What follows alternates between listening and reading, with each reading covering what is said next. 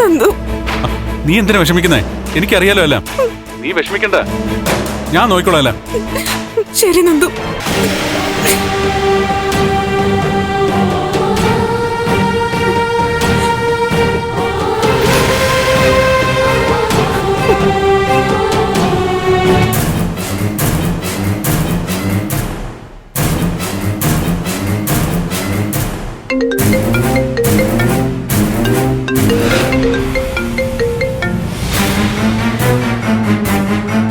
Hello, ഞാൻ പ്രഭാവതിയാ. മനസ്സിലായി. പക്ഷെ ഞാൻ എന്തിനാ വിളിക്കുന്നതെന്ന് മനസ്സിലായോ? എന്നെ കൊല്ലാൻ വേണ്ടി നീ ആയുധം കൊടുത്തയച്ചില്ലേ, നിന്റെ ചാവേർ പോരാളി. അവൻ ദാ ഇവിടെ ഞങ്ങളുടെ ഔദാര്യം പ്രതീക്ഷിച്ച് നിൽക്കുന്നുണ്ട്. വല്ലതും പറയാനുണ്ടെങ്കിൽ അത് തെളിച്ചു പറയണം. നിന്റെ മോൻ ഞങ്ങളുടെ പിടിയിലാണെന്ന്. അവൻ എന്നെ തട്ടിക്കൊണ്ടുപോയി തടവിൽ വെച്ച് കൊല്ലാൻ നോക്കി. പേടിച്ചിട്ടായിരിക്കണം അന്ന് വിട്ടു. ഇപ്പതാ എന്റെ വീട്ടിൽ കടന്നു കയറിയിരിക്കുന്നു. ഞാൻ എന്തു ചെയ്യണം? പണ്ട് നടത്താതെ വിട്ടത് ഇപ്പ ചെയ്യട്ടെ? അവനെ അങ്ങ് കൊല്ലട്ടെ? അതോ അവനെ പോലീസിൽ ഏൽപ്പിക്കണോ? പറ, എന്തു ചെയ്യണം? എന്തൊക്കെ വെല്ലുവിളിയായിരുന്നു. ഇപ്പൊ എന്താ ശബ്ദം പുറത്തു വരുന്നില്ലേ? നാവ് ഇറങ്ങിപ്പോയോ? ആരുടെ മുമ്പിലാ നീ ആളാവാൻ വന്നത്? എന്നെ തോൽപ്പിക്കാൻ എന്റെ മരുമകളെ ഉപയോഗിച്ചു. പകരം ദാ നിന്നെ മുട്ടുകുത്തിക്കാൻ നിന്റെ മകനെ എന്റെ മുമ്പിൽ കിട്ടി. എത്ര അരുന്ധതിമാര് ചേർന്നാലും ഒരു പ്രഭാവതിയാവില്ല. നീ വിചാരിച്ചാൽ എന്നെ തോൽപ്പിക്കാനും പറ്റില്ല. നീ തോറ്റുപോവാതെ നോക്ക്. പക്ഷെ നടക്കില്ല. നിന്നെ ഞാൻ മുട്ടുകുത്തിക്കും.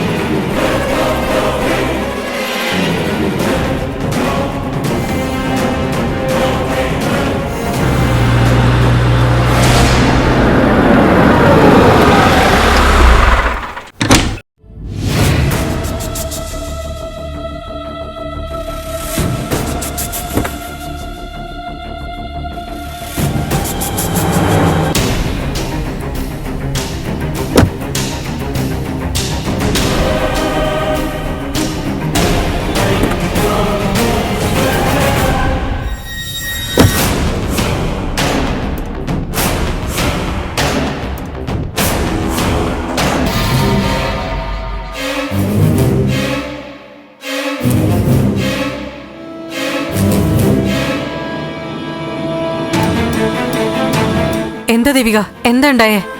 പാല് കൊടുത്ത കൈക്ക് തന്നെ കൊത്തുവെന്ന് പറയില്ലേ മാഡം? അതുപോലുള്ള പ്രവൃത്തിയാ മാഡത്തിന്റെ മോൻ കാണിച്ചത്. എന്താ സംഭവിച്ചേ? അവൻ എവിടെ?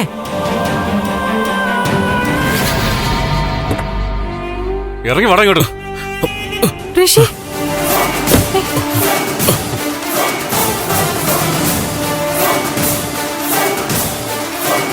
ഋഷി,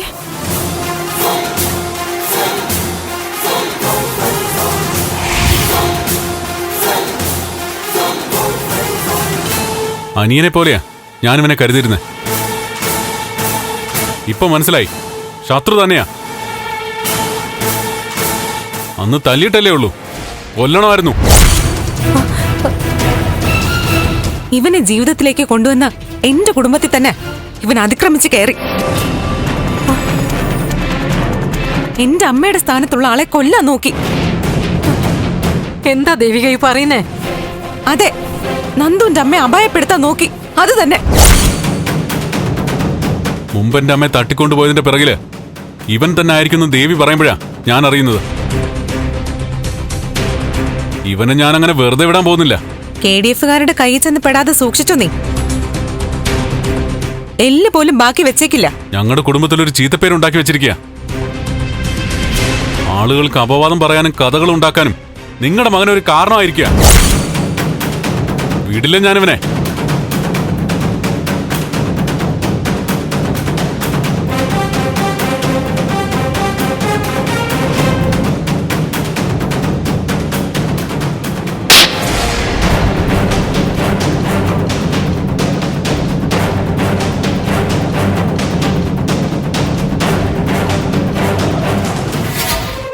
അന്ന് പ്രഭാവതിയെ തട്ടിക്കൊണ്ടു പോയപ്പോഴേ ഞാൻ പറഞ്ഞതല്ലേ, ഇത് ഞങ്ങൾ തമ്മിലുള്ള യുദ്ധമാണ്, നീ തലയിടരുതെന്ന്. ഓഹോ, അത് ശരി. അപ്പൊ അമ്മയും മോനും കൂടെ അറിഞ്ഞുകൊണ്ടായിരുന്നു എല്ലാം അല്ലേ? മാഡം, ഇതങ്ങനെ വെറുതെ വിടാൻ ഉദ്ദേശിക്കുന്നില്ല.